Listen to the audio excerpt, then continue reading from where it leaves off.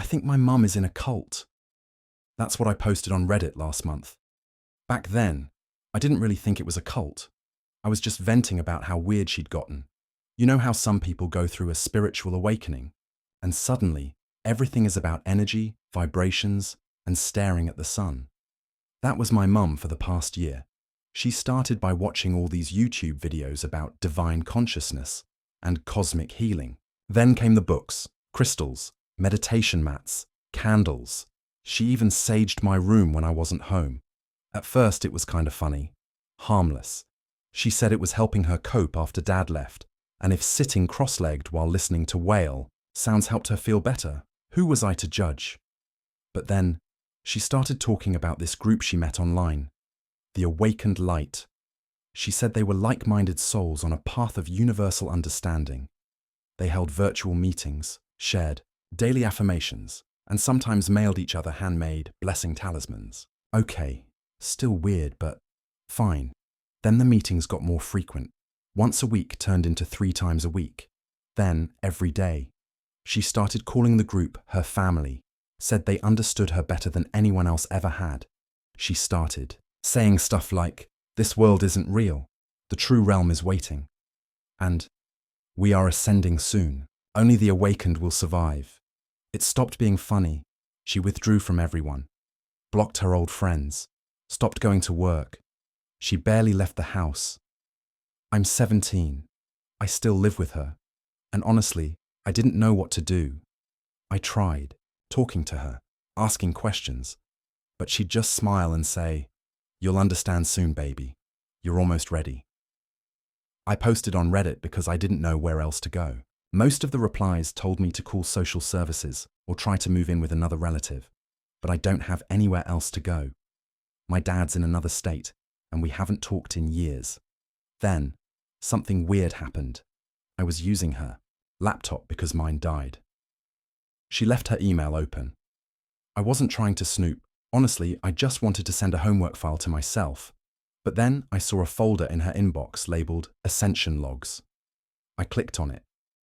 There were dozens of emails from people with names like Brother Aryan and Sister Lunea, all talking about preparations, talking about leaving their vessels, about the Great Convergence. One email said, 4 more sleeps until we shed the flesh. Praise be the path. Another had an attachment, a checklist. It said, fasting begins, cleanse your aura. Final farewells, secure the place of rest, the subject. Line? It's almost time. I didn't sleep that night. The next morning, I pretended to be sick and stayed home from school. I kept checking her emails when she went out to buy groceries. There was a group chat link in one of the emails, a private Discord server. I made a fake account and joined. Most of the chat rooms were locked, but there was a general discussion thread, open to new members. They were talking about the ascension, how this plane of suffering would end, how their souls would be set free when the stars align. Someone posted a picture of a cabin in the woods, decorated with white sheets and candlelight. The caption said, "Our sacred space is ready." My stomach dropped. That same night, my mom packed a bag. Just one. She told me, "Tomorrow's a big day, sweetheart. We're going on a journey." I asked where. She just kissed my forehead and said, "To the beginning." And the end. I wanted to scream. Instead, I nodded, waited until she fell asleep. Then I went back on that Discord server and messaged one of the users privately. I pretended to be a new recruit, said I wanted to join them. They were cautious, at first. But after some back and forth, they started opening up, said they were meeting at the sanctuary in 2 days, told me to bring only what I needed for the crossing. I asked where the sanctuary was. They sent me a map. It was 2 hours away, deep in the woods, near a place called Black Hollow. I called the police. I showed them the emails, the Discord messages. I told them I thought my mum was in danger, that she might hurt herself, or someone else. They took notes, said they'd look into it, but nothing happened. The next day, she woke me up at sunrise, said it was time. I didn't know what to do. I didn't want to get in the car with her. But I couldn't let her go alone, so I went. We drove for hours, past the city, the suburbs, winding country roads. Eventually, we reached a dirt path. There was a wooden sign at the entrance. It said, "The Sovereign Path." I never should have Googled it. As the days passed, I found myself constantly replaying that strange encounter. That message, "Don't trust your mother," kept echoing in my mind like a haunting lullaby. At night, I'd lay in bed staring at the ceiling, trying to make sense of it. Why would Dad say that? What could he possibly mean? And if he knew something that dangerous, why now? Despite my doubts, I couldn't ignore the burning curiosity that had rooted itself deep inside me. I started paying more attention to Mom, trying to observe her without being too obvious. At first, nothing seemed out of the ordinary. She was still the same caring, composed woman she had always been. She made breakfast every morning. She laughed at sitcoms. She hugged me goodnight. But once you start looking for cracks, you begin to see them. One evening, I saw her on the phone. It was late, almost midnight. I had gotten up for a glass of water, and there she was in the living room, pacing quietly, whispering into her phone. I couldn't hear what she was saying, but something about the way she kept glancing at the hallway, like she was afraid someone might hear. She ended the call quickly when she noticed me. Her face shifted, smile plastered on in an instant. "Oh, honey," she said, a little startled. "You scared me, just talking to Aunt Melissa about her surgery." I nodded, but my gut twisted. Aunt Melissa passed away last year. That night, I didn't sleep. My father's warning seemed less like a paranoid delusion and more like a breadcrumb, a clue. I needed answers. I started digging. Nothing major at first, just things around the house. Mum kept a small lockbox in her closet. She always said it held our birth certificates and old documents. One afternoon, while she was out grocery shopping, I decided to take a look. Inside were the usual papers. My birth certificate, Dad's old tax forms, some medical bills, and then I found a letter, folded neatly in a white envelope. The handwriting was Dad's, no doubt about it. To my daughter, it read. My hands trembled as I opened it. "If you're reading this, then something's happened to me. I'm sorry. I wanted to protect you from the truth, but maybe that was a mistake. There are things you need to know about your mother, about our family, and about the life you think you've been living. Your mother wasn't always the woman you know now. Before we met, she was part of something dangerous. I didn't find out until years later, and by then, I was already in too deep. They threatened to hurt us if I exposed them. I don't even know if they're still watching, but you have to be careful. Whatever she's told you about me, question it. Dig deeper. Don't trust everything you've been told. I hope you'll forgive me for not saying this to your face. I just wanted to keep you safe, but now I'm afraid I can't anymore.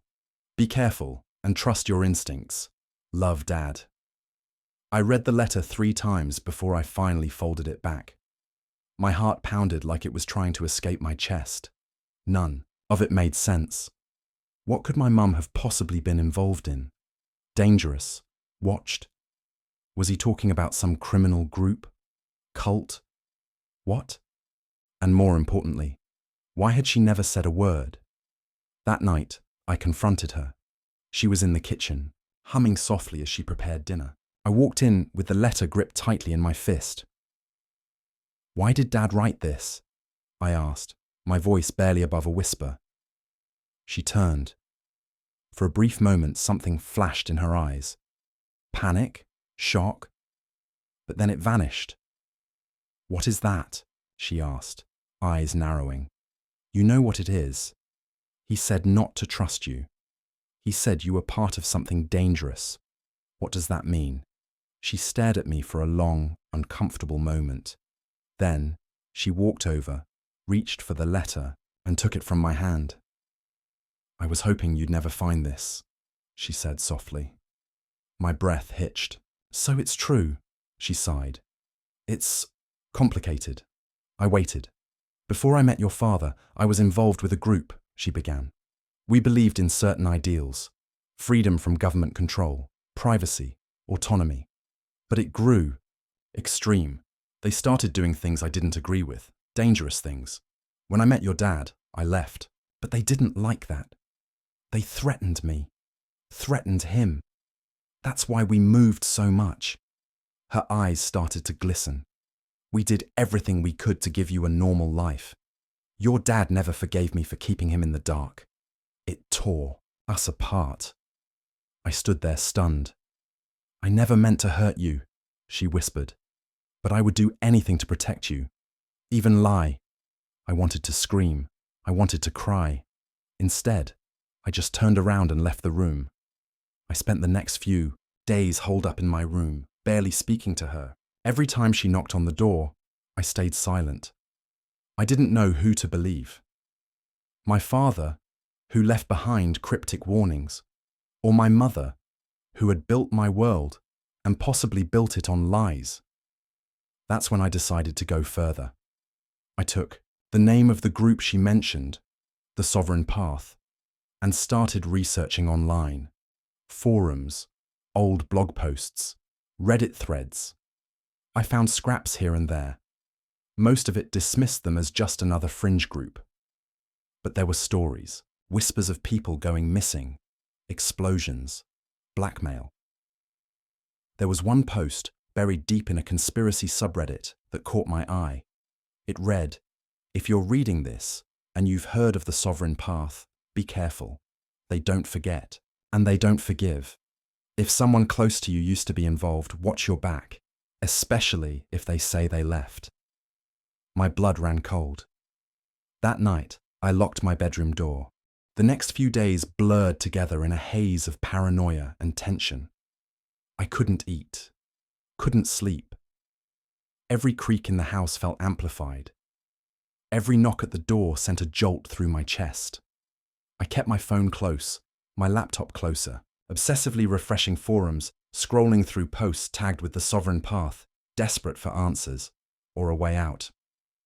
Mum pretended like nothing had changed. She still knocked on my door in the morning, still left breakfast out like it mattered. She even tried to make small talk once or twice, but her smile didn't reach her eyes anymore. Neither did mine. I didn't know what scared me more: her past, or the possibility that her past wasn't really in the past. Then, the letter came. It was hand-delivered. No return address. Just my name in block letters. No one else saw it. Inside was a single line, printed in bold black ink. Ask her about Project Indigo. That was it. No explanation, no signature. Just those 4 words, Project Indigo. I stared at them for what felt like hours. The name sounded like something from a spy movie, but deep down, I knew it was real. My instincts screamed it. That night, I waited until I heard Mom go to bed. Then I crept down the hallway, letter in hand, heart thundering in my chest. I pushed open her door and she jolted upright. "What's going on?" she asked, voice still thick with sleep. I turned on the light and held up the paper. "Tell me what this means." She looked at it and froze. I'd never seen her face drain of color so fast. "Where did you get that?" she whispered. "It doesn't matter." "What is it?" She closed her eyes, took a deep breath, and then something shifted in her expression. Not fear, not confusion. Resignation. "I was hoping we'd never have to talk about this," she said, quietly, sliding to sit on the edge of the bed. "But I guess it's time." I sat across from her, letter clutched in my hand like a weapon. Project Indigo was a contingency, she said. It was created by the Sovereign Path. A plan to... She paused, struggling for the right words. To disappear certain people, people who posed a threat to the movement, whistleblowers, defectors. Disappear, as in kill. "No," she said quickly. "Not always. Sometimes it meant relocating them, erasing their identities. Other times, yes." My throat went dry. "And you were part of that?" I didn't know at first, she said, voice shaking. I was young, idealistic. They told us it was about protecting freedom, that the world needed balance. But when I found out what indigo was, I wanted out. She looked up at me, eyes filled with something between guilt and grief. But you can't just walk away from something like that. I didn't know what to say. My mum, the woman who used to tuck me in and read bedtime stories, had been part of a Black Ops level operation to silence people. And yet, there she was, sitting in her worn-out robe, eyes heavy with years of secrets. Is that why Dad died? I asked, my voice trembling. She didn't respond right away. Then she nodded, a slow, heart-shattering nod. The world tilted. He didn't just collapse. He wasn't sick. He didn't fall. They got to him. Because of her. Because she tried to leave. I stumbled out of the room, letter clenched in my fist, tears burning in my eyes. I didn't even know where I was going. I just needed air. Space. A way to stop the storm in my chest. I ended up at the park down the road. It was empty. Quiet. Except for the faint buzz of a streetlight and the rustle of wind through the trees. I sat on a bench, pulled out my phone, and stared at the Reddit post again. The one that warned me. They don't forget. And they don't forgive. Whoever had sent that note, they were watching. They knew about me. About her. Maybe they even knew I'd gone digging. That's when I felt it. A presence. I turned quickly. A man was sitting on the opposite bench. He hadn't been there before. I froze. He didn't look at me, just sat quietly, tapping something into his phone. Then, without a word, he stood up, walked past me, and dropped something onto the bench beside me. A USB drive. I didn't move until he disappeared down the path. I didn't open it at home. I wasn't stupid. Instead, I went to the local library the next day and used one of their public computers. I slipped the drive in and held my breath. A single folder popped up, labeled Indigo Protocol 2013 Archive. Inside were videos, dozens of them, grainy security footage, audio recordings, internal memos, names, faces, people who vanished, people like my father. I clicked on one video and watched in stunned silence as a man in a parking garage was approached by two figures in black clothing. Within seconds, he was on the ground, convulsing. No sound, no struggle, just gone. Another video showed my mother, younger, surrounded by people, talking, smiling, leading. My stomach turned. I copied the entire folder onto my own drive, then wiped the library computer clean before leaving. I didn't know what I was going to do with it yet, but one thing was clear. This wasn't over. When I got home, Mum was waiting in the kitchen. She looked up as I entered, eyes red, face pale. You went looking, didn't you? I didn't answer. You found it? Still silent. She nodded, more to herself than to me. You have every right to hate me, she said softly. But you also have a choice. You can run, pretend this never happened. Or, she hesitated. Or you can help me finish what your father started. I stared at her. What do you mean? There's one last file, she said. Something even the group doesn't know I kept. Proof of everything. And a way to bring them down. My chest tightened. Where is it? She looked me dead in the eyes. In a place only you can get to. The next morning, she handed me a key. Old, rusted, tied to a tiny torn tag with one word scribbled in faded ink. Ravenshade. I looked at her, confused. What is this? She placed her hand on mine. A storage unit. It's outside the city, in a town barely on the map. Your father and I used it as a dead drop. After what happened, I moved everything there. I couldn't destroy it. But I couldn't let it be found either. Why me? I asked. Why not go yourself? She looked at me then, not like a mother looks at her child, but like someone looking at the last hope they had in the world. Because I'm being watched. Always. But you? They don't know how much you know yet. You still have time. You're the only one who can finish this. I wanted to scream, to cry, to throw the key across the room and walk away. But I didn't. Because, somewhere deep down, I knew she was right, so I left. Ravenshade was even more remote than I expected. A rundown town with more closed stores than open ones. A gas station that still used analog pumps. And a storage facility that looked like it hadn't seen new customers in decades. Unit 309. I walked the long row of rusted doors, the key sweating in my palm. When I found it, my heart started pounding. I slipped the key in, twisted. Click. The door groaned open. Inside was a single black duffel bag and an old metal filing cabinet. I pulled the bag out first. Inside, hard drives. Dozens of them. Labeled with dates and code names. Operation Indigo, Crimson Vault, Black Rights, and at the very bottom, a manila folder. On the front, Indigo Contingency, Echelon Status. I opened it.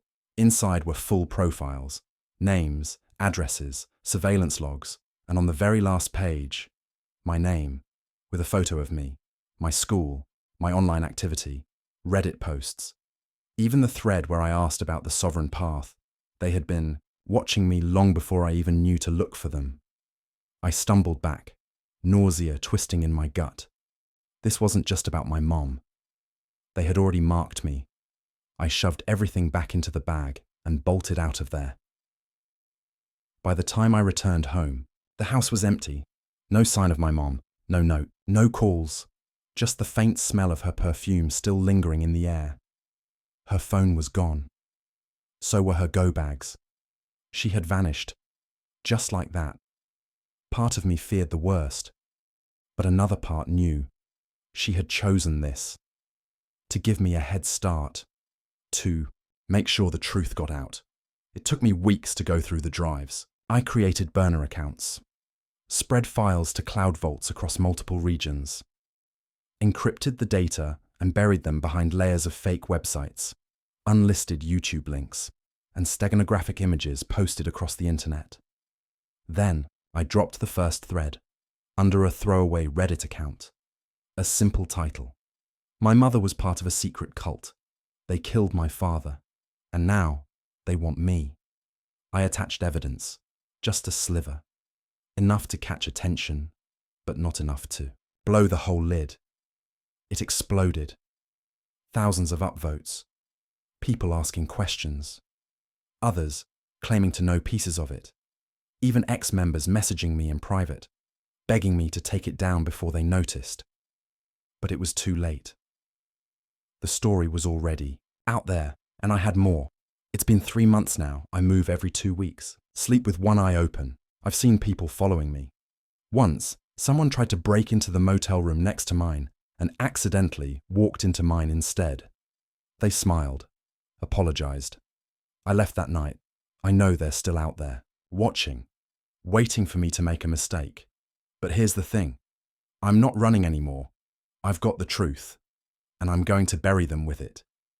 If you're reading this, and you've ever stumbled onto something that didn't make sense, a thread that disappeared too fast, a story that felt too real, a name that showed up one too many times, look deeper.